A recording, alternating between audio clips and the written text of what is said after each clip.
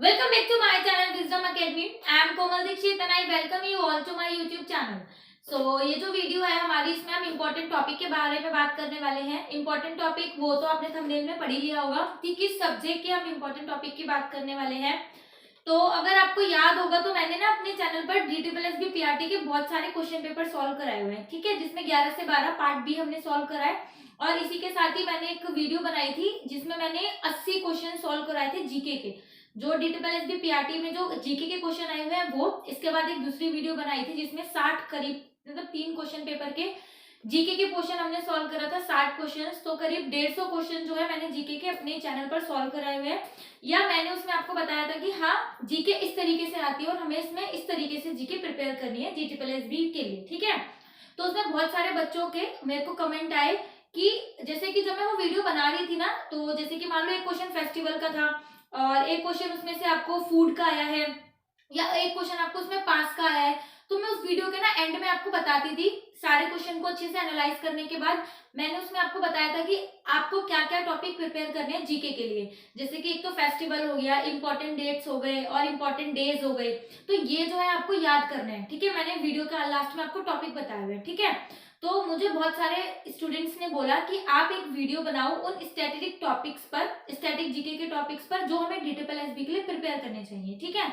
तो उनका ये सजेशन था, तो पर्सनली ये चीज मुझे भी पसंद आई, क्योंकि अगर मैं ओवरऑल सारे क्वेश्चन पेपर को देख के एनालाइज करूं कि कौन कौन से और टॉपिक प्रिपेयर हो सकते हैं, क्योंकि जैसे जब मैंने वीडियोस देखी तो 4 से 5 पेपर सॉल्व करे, तो 4 से 5 पेपर में ओवरऑल चीजों का मुझे आइडिया नहीं होगा, बट 3 से 4 में मुझे कुछ सिलेक्टिव टॉपिक्स का आइडिया मिल गया कि हाँ ये मुझे प्रिपेयर करने हैं, वो मैंने आप लोगों को बता दिए थे। बट उसी के साथ मुझे बोला कि आप एक प्रॉपर वीडियो बनाओ कि जो टॉपिक जो है हमें प्रिपेयर करने चाहिए DSSB PRT के लिए। तो ये चीज मुझे काफी हद तक सही लगी, क्योंकि अगर ये चीज मैं एक बार सारा अच्छे से एनालाइज कर लूंगी और एक निचोड़ निकालूंगी उन टॉपिक्स का, तो वो मुझे भी तो फायदा करेंगे, क्योंकि मुझे भी आगे DSSB के अपकमिंग एग्जाम देने हैं। तो इसलिए तो ये जो है ना सारी मैंने सारे क्वेश्चन पेपर अच्छे से देखे, उसके बिहाफ पे सारे टॉपिक जो है प्रिपेयर करे। आप लोग देख सकते हो बहुत सारे क्वेश्चन लिखे किस किस पेपर में किस तरीके के क्वेश्चन आ रहे हैं। 3 से 4 क्वेश्चन अगर रिपीट हो रहा है तो हाँ उसी तरीके का एक क्वेश्चन आ रहा है, तो हम कह सकते हैं कि हाँ एक क्वेश्चन जो है एक टॉपिक हमें वो प्रिपेयर करना चाहिए, ठीक है। तो ज्यादा टाइम वेस्ट नहीं करते, स्टार्ट करते हैं। ये कुछ 25 से 30 टॉपिक्स हैं जो हम प्रिपेयर कर सकते हैं हमारे DSSB PRT अपकमिंग एग्जाम के लिए। DSSB PRT क्यों, कोई भी जो कॉम्पिटिटिव एग्जाम होगा उसमें ही आपको हेल्प कर सकते हैं।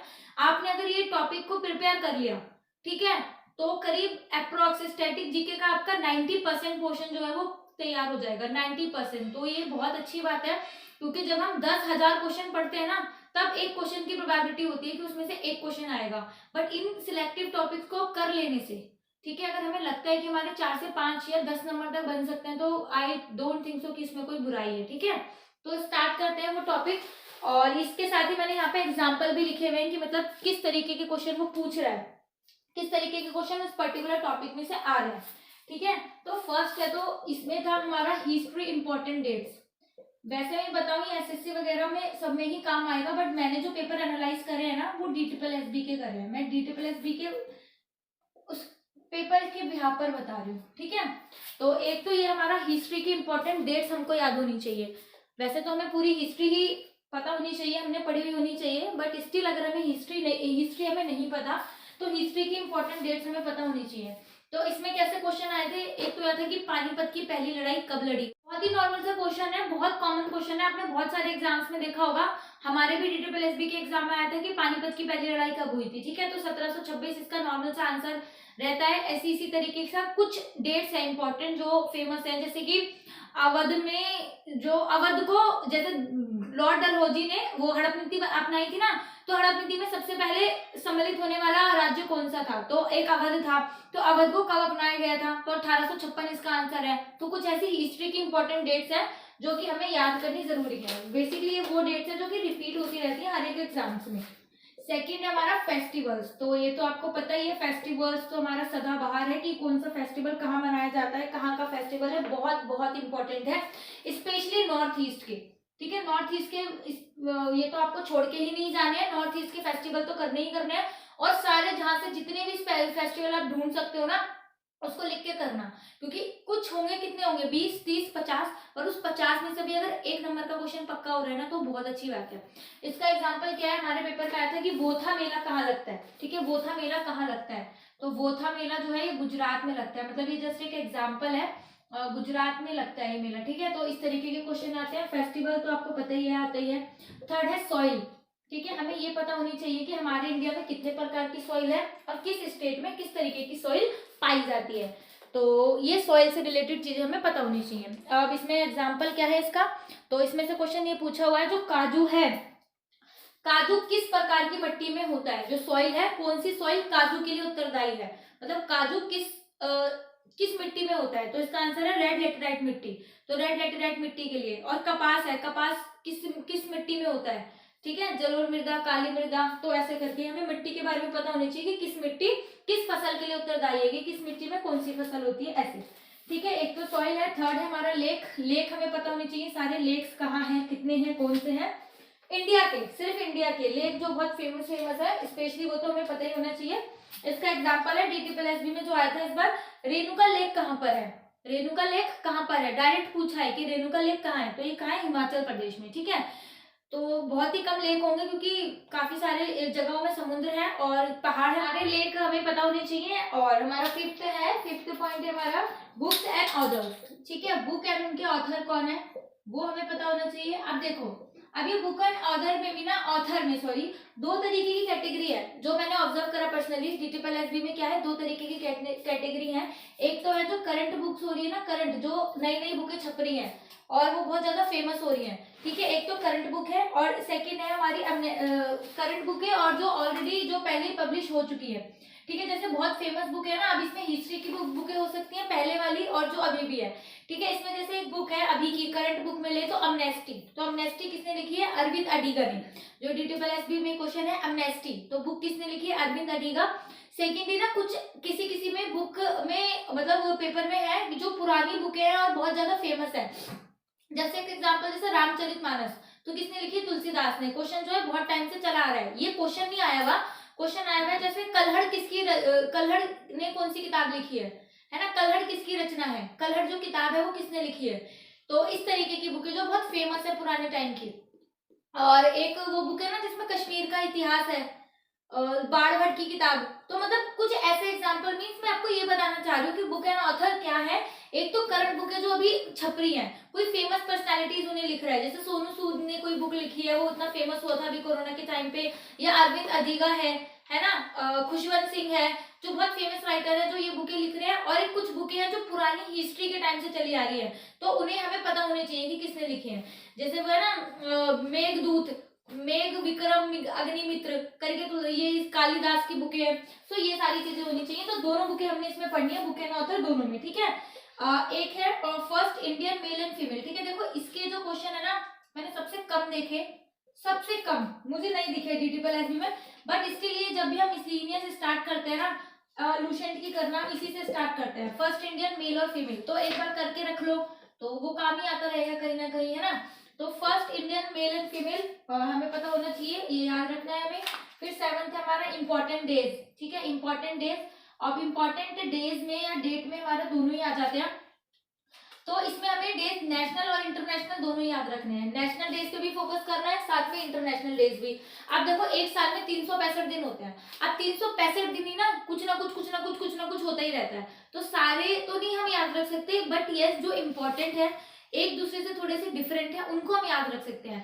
अब जैसे लिटरेसी डे है 8 सितंबर को हर साल मनाया जाता है, इंटरनेशनल वुमेन्स डे है वो 8 मार्च को मनाया जाता है, तो ये ना कॉमन हो चुके हैं, तो जो भी जिससे भी पूछेगा तो ये बता देगा। बट कुछ है जैसे जिनको ज्यादा नॉलेज नहीं होती, जो ज्यादा फेमस नहीं है, जैसे जैव विविधता दिवस का मनाया जाता है, बायोडाइवर्सिटी डे, या शौचालय दिवस का मनाया जाता है, कंप्यूटर साक्षरता दिवस का मनाया जाता है, जो ज्यादा फेमस नहीं है बट इम्पोर्टेंट है, तो उनको तो हम कवर कर ही सकते हैं ना, तो वो जरूरी हमें करना, तो हमें ये करना है।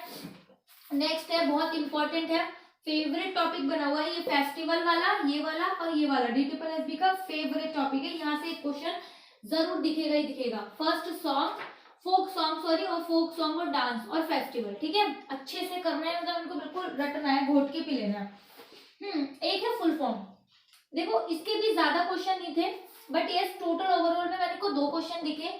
Full form in the sense कि कैसे, जैसे कंप्यूटर से रिलेटेड फुल फॉर्म आ सकती है, एएलयू की फुल फॉर्म क्या है, अर्थमेटिकल लॉजिकल यूनिट, रोम की फुल फॉर्म क्या है, रीड ओनली मेमोरी, रैम की फुल फॉर्म क्या है, रैंडम एक्सेस मेमोरी। ठीक है, ये जस्ट मैं एक एग्जांपल दे रही हूँ कि कंप्यूटर की भी आ सकती है। बट इसमें जो वो 2 क्वेश्चन थे ना, वो फुल फॉर्म के कहाँ से थे, जो गवर्नमेंट ने स्कीम चलाते हैं ना, गवर्नमेंट कुछ स्कीम चलाती है तो उसमें कुछ उन्होंने शॉर्ट फॉर्म में दिया होता है, या किसी स्कीम की नाम दी होती है उन्होंने। ठीक है, जैसे 2014-15 में एक स्कीम चालू हुई थी उड़ान, तो उड़ान सबको लग रहा था उड़ान एक स्कीम का नाम है, तो उड़ान तो स्कीम का नाम है, लेकिन उसकी फुल फॉर्म क्या थी उड़ान की, उड़े देश का आम नागरिक, उड़े देश का आम नागरिक की उड़ान की फुल फॉर्म थी। तो जो ये ऐसी होती है ना, जैसे स्पर्श, स्पर्श एक योजना चली तो उसमें स्पर्श का भी मीनिंग है। ठीक है, तो ऐसे करके जैसे डिजिटल इंडिया है, इसमें तो नहीं है, मतलब ऐसे जो नाम दिए होते हैं ना, स्पर्श, उड़ान, मैत्री, मित्र, तो ये जो MITR है मित्र, इनकी फुल फॉर्म होती है, तो आपको वो भी याद करनी है जो स्कीम वगैरह चल रही है। इसका एक एग्जांपल है, क्या है, MOU की फुल फॉर्म पूछी हुई थी, तो MOU की फुल फॉर्म क्या होती है, मेमोरेंडम ऑफ अंडरस्टैंडिंग। ठीक है, मेमोरेंडम ऑफ अंडरस्टैंडिंग। सो ऐसे ही फुल फॉर्म हमें याद होनी चाहिए। नेक्स्ट है हमारा रिलीजियस प्लेसेस।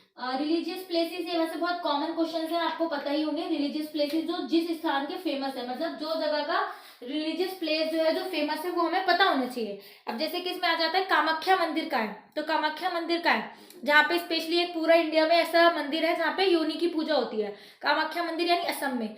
तो जो जहाँ के फेमस चीजें होती है ना, जो चीज जिसके लिए फेमस होती है वो हमें रिलीजियस प्लेस याद होनी चाहिए सारे। अब जैसे इसी का एक और क्वेश्चन था, माँ बोधि टेम्पल का है, तो माँ बोधि टेम्पल का है, तो ये बिहार में है। ठीक है, तक्षशिला, मतलब तक्षशिला तो खैर स्कूल था, मीन्स लाइब्रेरी थी वहां पे। कुछ जो होती है ना रिलीजियस प्लेसेस, जैसे कामाख्या मंदिर हो गए, तंजावुर का जो मंदिर है, मीनाक्षी मंदिर जो है, स्पेशली रिलीजियस प्लेसेस हमें वहां के पता होने चाहिए पूरी इंडिया के। ठीक है, नेक्स्ट है हमारा ऑर्गेनाइजेशन। ऑर्गेनाइजेशन में क्या करना है, देखो ऑर्गेनाइजेशन है ना, जितनी भी इंपॉर्टेंट, इन सब के हेड क्वार्टर हमें रटे पड़े होने चाहिए कि हेड क्वार्टर कहाँ पर है। ठीक है, हेड क्वार्टर कहाँ पर है, जैसे ऑर्गेनाइजेशन हो गई यूनेस्को, WHO है ना, WTO, विश्व बैंक, IMO, कुछ ऐसे जो इंटरनेशनल, यूनेस्को, यूनिसेफ जो इंटरनेशनल, सिडबी जो इंटरनेशनल लेवल पर काम करती हैं, कुछ ऐसी ऑर्गेनाइजेशन है, तो उन सबके जो हमें हेड क्वार्टर है रटे हुए नहीं चाहिए। तो हमारे इसमें क्या पूछा हुआ था, ADB यानी Asian development bank, Asian development का हेड क्वार्टर कहाँ पर है, तो ये कहाँ पर है, फिलीपींस में, और इसकी स्थापना कब हुई, 1966 में। तो इस ऑर्गेनाइजेशन वाले पॉइंट में आप क्या कर सकते हो, जितनी भी हमारी ऑर्गेनाइजेशन है सबके हेड क्वार्टर रट लो, इनकी स्थापना कब हुई है वो रट लो। ठीक है, तो बहुत बेनिफिशियल रहेगा ये, यहाँ से क्वेश्चन आते हैं। सेकंड हमारा साइंटिफिक इंस्ट्रूमेंट। मुझे लगा ये इतना ज्यादा यूजफुल नहीं है, बट देखो साइंटिफिक इंस्ट्रूमेंट्स में क्या क्या आ जाता है, और ये इंपॉर्टेंट है क्योंकि 6 क्वेश्चन, मतलब टोटल जितने भी क्वेश्चन पेपर देखे ना, 6 से 7 क्वेश्चन मुझे दिखे। साइंटिफिक इंस्ट्रूमेंट क्या होता है, साइंटिफिक इंस्ट्रूमेंट मतलब जो किसी भी चीज को मापते हैं, नॉट नापते हैं, मापते हैं, जो मेजर करते हैं। जैसे कि एग्जांपल क्या था, स्पीडोमीटर क्या नापता है, या स्पीड नापने के लिए किसका यूज करा जाता था, स्पीडोमीटर। डिस्टेंस नापने के लिए किस यंत्र का यूज किया जाता है, ऑडोमीटर। तो भूकंप नापने के लिए किसका यूज करा जाता है, वायु दाब नापने के लिए किसका यूज करा जाता है, बैरोमीटर, ऑडोमीटर, आर्द्रता मापी मीटर, बहुत सारे मीटर होते हैं ना ये। तो एक बार सारे साइंटिफिक इंस्ट्रूमेंट रट लो, सारे साइंटिफिक इंस्ट्रूमेंट याद हो जाएंगे, तो फिर किसी भी पेपर में कुछ भी आएंगे आप उठा के आराम से कर दोगे। तो ये क्या है, हमारा साइंटिफिक इंस्ट्रूमेंट्स हमें पता होना चाहिए। 13 बहुत इंपॉर्टेंट टॉपिक है, हम सबको पता होता है, हम देखते ही है। नेशनल पार्क, ठीक है, हमारे इंडिया के कितने नेशनल पार्क हैं, और वाइल्ड लाइफ सेंचुरी कितनी है। ठीक है, नेशनल पार्क और वाइल्ड लाइफ सेंचुरी में से एक क्वेश्चन देखो आता ही आता है, तो इससे अच्छा है कि इसको प्रिपेयर कर लो कुछ, क्योंकि कुछ लिमिटेड ही है, फिक्स ही है। ऐसा नहीं है कि काउंटेबल नहीं है, हम इन्हें काउंट ही नहीं कर सकते कितनी है, काउंटेड है, और जितनी हमें बढ़ती जा रही है पता चल जाता है। 122वां अभ्यारण्य अब हुआ, अब 123वां या 76वां नेशनल पार्क अब खुला है, तो ये चीजें काउंटेड है। एक बार कर लो और कहीं से भी क्वेश्चन आएगा, पता ही है जब हमें इसमें से एक क्वेश्चन आना है, तो 100-150 क्वेश्चन याद करने से अगर एक भी क्वेश्चन नंबर मिल रहा है ना, तो एक एक नंबर की वैल्यू होती है एग्जाम में। तो नेशनल पार्क को फिर अच्छे से रख लो, जितने भी नेशनल पार्क है। फिर है हमारा रिवर। ठीक है, एक तो रिवर के बारे में पता होना चाहिए, जो रिवर सिस्टम है वो, साथ में ना इनकी सहायक नदियां जरूर याद रखनी है। अब थोड़ा सा ना एडवांस हो गया है, देखो रिवर तो आपको प्रिपेयर करनी है कि कौन सी नदी कहाँ से निकलती है, लाइक गोदावरी, गोदावरी नदी नासिक के पास त्रिंकेश्वर से निकलती है। सोन नदी कहाँ से निकलती है, कावेरी नदी कहाँ से निकलती है, गंगा नदी कहाँ से निकलती है। वैसे बोलते हैं कि गंगा गोमुख से निकलती है, बट वहां से भागीरथी नदी निकलती है, वो बाद में जाके गंगा बनती है। मीन्स ये सारी चीजों से अब एग्जाम वाले जो है ना यूज टू हो चुके हैं। अब क्वेश्चन कहाँ बनते हैं, इनकी टेरिटरी से, मतलब सहायक नदियों से, सहायक जो इनकी ट्रिब्यूटरी है सहायक नदियों से क्वेश्चन बनते हैं। तो एक तो आपको प्रिपेयर करना है कौन सी नदी का उद्गम स्थान कहाँ पर है और कहाँ पर गिरती है जाके, क्योंकि हमारे इंडिया में 2 नदियां ऐसी नर्मदा और ताप्ती जो अरब सागर में गिरती हैं, बाकी सारी बंगाल की खाड़ी में गिरती है ना। तो हमें ये तो प्रिपेयर करना ही करना है, साथ में ये जो नदियां जा रही हैं इनकी सहायक नदियां भी याद रखनी है। जैसे कावेरी की सहायक नदी कौन सी है, गंगा की सहायक नदी कौन सी है, रामगंगा है ना, यमुना है, कोसी है। तो सारी चीजें हमने याद रखनी है रिवर वाले टॉपिक में, ठीक है। और फिर हमारा 15 है कंप्यूटर। तो कंप्यूटर तो पता ही आपको, कंप्यूटर में जिसमें अलग से होता है 10-11 नंबर का, जैसे दिल्ली पुलिस में है तो अलग से कंप्यूटर पूछा जाता है, बट जहाँ पे कंप्यूटर नहीं है तो बीच में आता है। तो कंप्यूटर के थोड़ा सा बेसिक पॉइंट्स हमें पता होने चाहिए। इनपुट डिवाइस क्या होता है, आउटपुट डिवाइस क्या है, सीपीयू क्या है, एएलयू क्या है, रैंडम एक्सेस मेमोरी क्या है, रीड ओनली मेमोरी क्या है, टेराबाइट, गीगाबाइट, मेगाबाइट, ये सब क्या है, ये सारी चीजें बेसिक हमें पता होना चाहिए, ठीक है। नेक्स्ट है हमारा 16 डायनेस्टी, बहुत इंपॉर्टेंट है, बहुत इंपॉर्टेंट इन द सेंस सीधे सीधे वंश पूछ के आते हैं। ये डायनेस्टी इन द सेंस की वंश, डायनेस्टी यानी कि वंश। तो इसमें आपको याद क्या रखना है कि इनके फाउंडर कौन थे और इनकी कैपिटल क्या थी, ये तो याद रखना ही रखना है। वैसे जिसने पूरी हिस्ट्री करी होगी वो तो आराम से बता देगा, बट हमारी जो डायनेस्टी होगी ना कुछ, तो उसके हमें फाउंडर और कैपिटल याद रखनी है। जैसे मौर्य वंश, तो मौर्य क्या है, एक वंश था, और उसका काल भी पूछ सकते हैं आप, काल भी साथ में कर लो, क्यों छोड़ रहे हो, है ना, क्यों रिस्क पे रखना। आगे अगर 1 नंबर का तो आपका 1 नंबर पक्का, अदरवाइज ये पॉइंट करने के बाद भी आपको क्वेश्चन छोड़ना पड़ेगा, तो थोड़ा सा बुरा लगता है वहां पे। तो डायनेस्टी यानी कि वंश। मान लो गुलाम वंश की स्थापना किसने करी थी, तो गुलाम वंश की स्थापना कुतुबुद्दीन ऐबक ने करी थी। और फाउंडर कौन था, कुतुबुद्दीन ऐबक। कैपिटल क्या थी, सबसे पहले लाहौर थी, और कब करी थी, 1206 में। और गुलाम वंश की बात आ रही है तो उसका काल क्या था, 1206 से 1290 तक, ठीक है। तो ये जो कुछ चीजें हैं वो हमने याद होनी चाहिए। फिर जैसे सेकंड है हमारा खिलजी वंश था। तो खिलजी वंश की स्थापना किसने करी थी और ये कब से कब तक था, तो 1290 से 1320 तक क्या था, हमारा खिलजी वंश था। उसकी स्थापना गयासुद्दीन खिलजी ने करी थी, जलालुद्दीन खिलजी ने करी थी। तो ये सारी चीजें हमें पता होनी चाहिए, मतलब ये बेसिक है, किसी भी जीके के टॉपिक प्रिपेयर करने का ये बेसिक है। मौर्य वंश की स्थापना आ जाती है, लोधी वंश की स्थापना आ जाती है। फिर हमारा जो मुगल काल चला था उसमें किसका शासन कितनी देर था, वो सारा चीजें, ठीक है। फिर 17 है हमारा फेमस पर्सनालिटीज के बारे में हमें पता होना चाहिए। जैसे उनको जो शॉर्ट फॉर्म में उनके नाम दिए गए थे ना, वो फेमस पर्सनालिटीज लाइक, जैसे कि इसमें हमारे में पूछा गया था the grand old man of India किसे कहा जाता था, the grand old man of India किसे कहा जाता है, तो दादा भाई नौरोजी को बोला जाता है। तो ऐसे ही ना किसी को कुछ ना कुछ नाम दिए होते हैं, जैसे पहले उपाधियां मिलती थी ना, अंग्रेज वगैरह थे, जैसे शहीद आजम किसे कहा जाता है, तो भगत सिंह। नेताजी किसे कहा जाता है, सुभाष चंद्र बोस को। तो ये सारे कुछ क्वेश्चंस हैं, मतलब जो रिपीट पे आते हैं, मतलब रिपीट होते रहते हैं। तो एक बार अच्छे से इनको कर लो फेमस पर्सनालिटीज, तो वो हमारा अच्छे से प्रिपेयर हो जाएगा टॉपिक, ठीक है। फिर नेक्स्ट है हमारा फिर है हमारा कॉन्स्टिट्यूशन ही लिख देती हूँ, बेसिकली कॉन्स्टिट्यूशन, ठीक है। वैसे तो इसके लिए हमें सारा कॉन्स्टिट्यूशन पढ़ा होना चाहिए, जितने भी आर्टिकल है, बट अगर आपको वो सारा नहीं करना तो आपको इंडियन कॉन्स्टिट्यूशन में बेसिकली करना है इंपॉर्टेंट आर्टिकल्स। अब इंपॉर्टेंट आर्टिकल्स कौन से हैं, जो हमारे फंडामेंटल राइट्स है ना, वो फंडामेंटल राइट्स आर्टिकल 14 से आर्टिकल 32, तो वो तो हमें टिप्स पे रटे होने चाहिए कि कौन सा आर्टिकल कौन सा है। और कुछ इंपॉर्टेंट संविधान संशोधन हमें याद होने चाहिए, जैसे 44वां संविधान संशोधन, 42वां संविधान संशोधन, 78वां संविधान संशोधन, बहुत इंपॉर्टेंट है ये। 52वां संविधान संशोधन, जिसमें वो 4 लैंग्वेज जोड़ी गई थी हमारी 8वीं अनुसूची में। तो बेसिकली इस कॉन्स्टिट्यूशन में अगर आपने पूरा कॉन्स्टिट्यूशन नहीं करा हुआ है तो आप यूट्यूब पे सर्च करोगे ना तो बहुत वीडियो मिल जाएंगी आपको, तो वहां से आपको प्रिपेयर करना है क्या आर्टिकल, राइट और ड्यूटीज, कुछ इंपॉर्टेंट मीन्स की संविधान संशोधन और हमारे जो मौलिक अधिकार है उनके जो बेसिक जो इंपॉर्टेंट है आर्टिकल, वो तो आपको रटे होने चाहिए, ठीक है। फिर नेक्स्ट हमारा 5 ईयर प्लान। पहले जो 5 वर्षीय योजना चलती थी, अभी नहीं चल रही है, बट पहले जो 5 वर्षीय योजना चलती थी 5 ईयर प्लान, वो आपको पता होने चाहिए। कि कौन पहला पंचवर्षीय योजना कब आई थी, पहली पंचवर्षीय योजना कब से कब तक थी, और पहली पंचवर्षीय योजना का उद्देश्य क्या था, ठीक है, किस उद्देश्य के पर्पज से वो स्टार्ट की गई थी। सेम ऐसी सेकेंड, फिर थर्ड, फिर फोर्थ, ऐसी 12 पंचवर्षीय योजनाएं आई हैं जिनके बारे में हमें पता होना चाहिए। फिर 20 है हमारा 20वां पॉइंट है हमारा नेबरिंग, जो नेबर कंट्रीज है ना हमारी, जो हमारे पड़ोसी देश हैं, उनके बारे में हमें पता होना चाहिए, ठीक है। नेबरी कंट्रीज ऑफ इंडिया, जितनी भी हमारे पड़ोसी देश हैं उनके बारे में हमें पता होना चाहिए।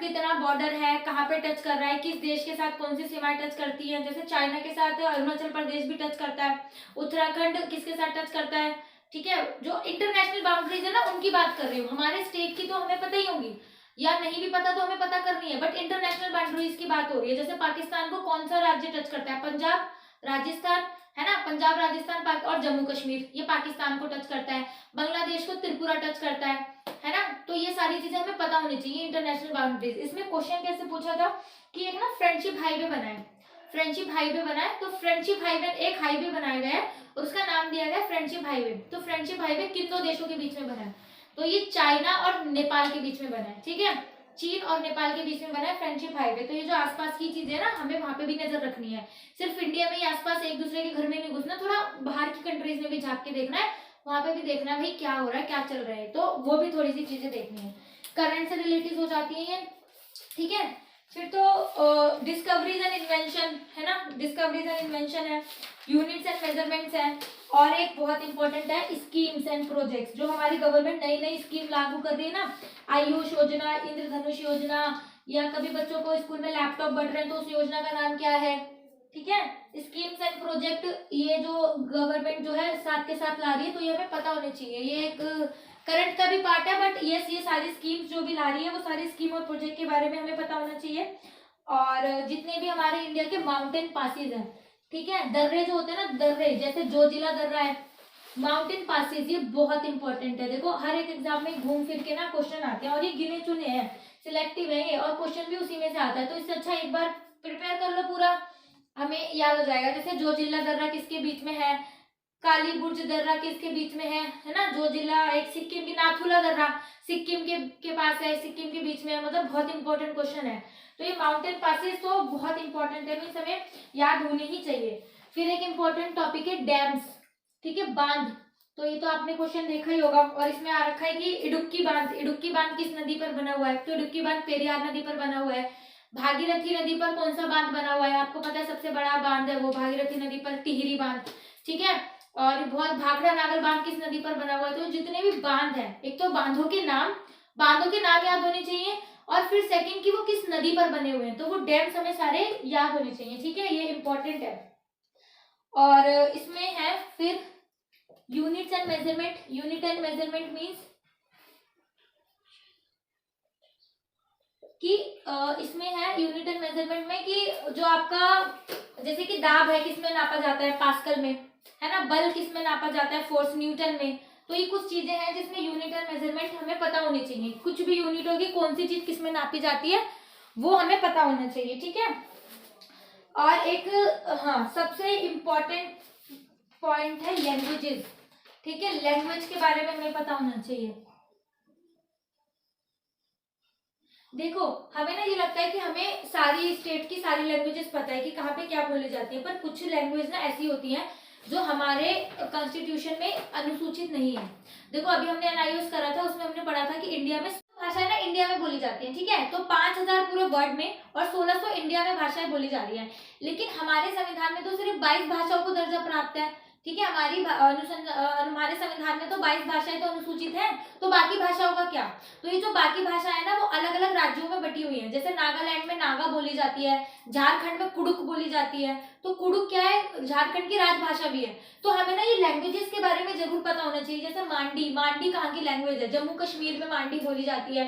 तो कुछ लैंग्वेज ऐसी होती है जो हमें नहीं पता होती, जैसे कुडुक, नागा, और ऐसी बहुत सारी लैंग्वेज भी हैं जो जनजातियों द्वारा बोली जाती हैं। अंडमान निकोबार में, नागालैंड में, मिजोरम में बहुत सारी जनजाति और जनजाति रहती है, ठीक है, तो हमें पता होनी चाहिए वो कौन सी भाषाएं बोलती है, कहाँ बोलते हैं। तो स्पेशली जो रूरल एरियाज है ना, रूरल एरियाज में जो भाषाएं बोली जाती है वो हमें पता होनी चाहिए, जैसे कुडुक, मांडी, अभी मुझे एकदम से एग्जाम्पल याद नहीं आ रहे, जो हमारी संविधान में भाषाएं अनुसूचित है उनके अलावा भी जितनी सारी लैंग्वेज बोली जाती है वो सारी हमें पता होनी चाहिए, जो बहुत बहुत फेमस है।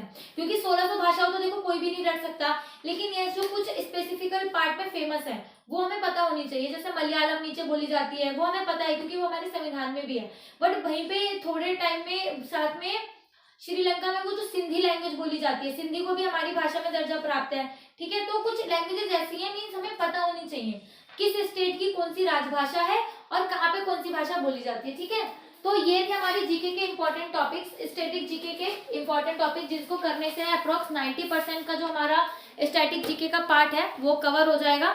सो आई होप आपको ये वीडियो अच्छी लगी होगी।